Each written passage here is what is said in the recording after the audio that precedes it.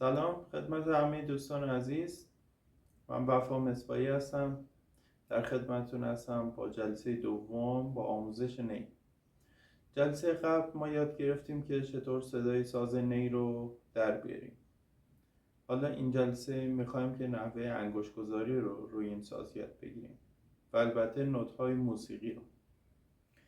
خب توجه داشته باشید دوستان، موقعی که صدای نی رو ما میخوایم در بیاریم، نوت‌های بالا راحت تره صدا در بردنش تا نوت‌های پایین. یعنی ما بهتره همه انگشت هامون رو برداریم اون موقع تمرین صدا بکنیم تا اینکه همه انگشت هامون رو بذاریم. خب از اولین نوت بالا شروع میکنیم. این نوت ها رو شما باید روی کلید موسیقی و خطوط حامل یاد بگیرید. از نوت های بالا شروع میکنیم. این میشه نوت لا، بعدی میشه سول، بعدی میشه فا. خب توجه داشته باشید که این انگشت رو من تکون ندادم. این نوت فرعیه، این باید ثابت بمونه. پس شد لا، سول، فا، می، ره، دو. خب دوباره با هم دیگه تمرین بکنیم. شما هم با هم تکرار بکنید. لا، سول، فا، می، ره، دو.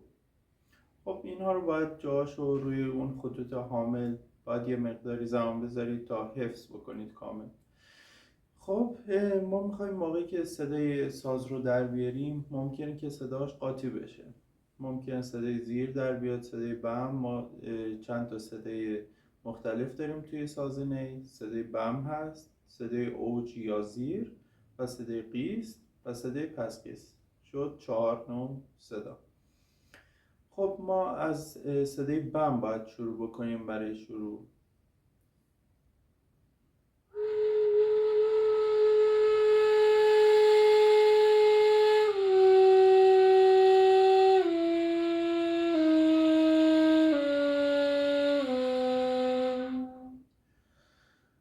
این نوت ها رو دیدین که لا سول فا می ره دو رو من توی صدای بم زدم. شما هم باید بتونید اون حالت صدای بم رو ثابت نگه دارید و بتونید نوت های موسیقی رو به همین ترتیب بزنید. و موقعی که صداش خوب در اومد، حالا میتونید برید صدای اوج یا زیر، ولی خب هیچ عجله نیست، ما میتونیم اون رو تو جلسه بعدی کار بکنیم.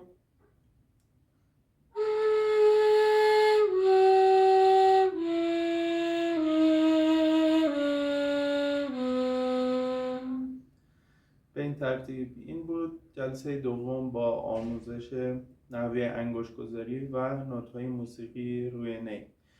خب امیدوارم که همه چیز خوب و عالی پیش بره و شما تمریناتون رو ادامه بدید تا یه نوازنده خیلی خوب بشید تو این ساز. موفق باشید تا جلسه بعدی. خدا نگهدار.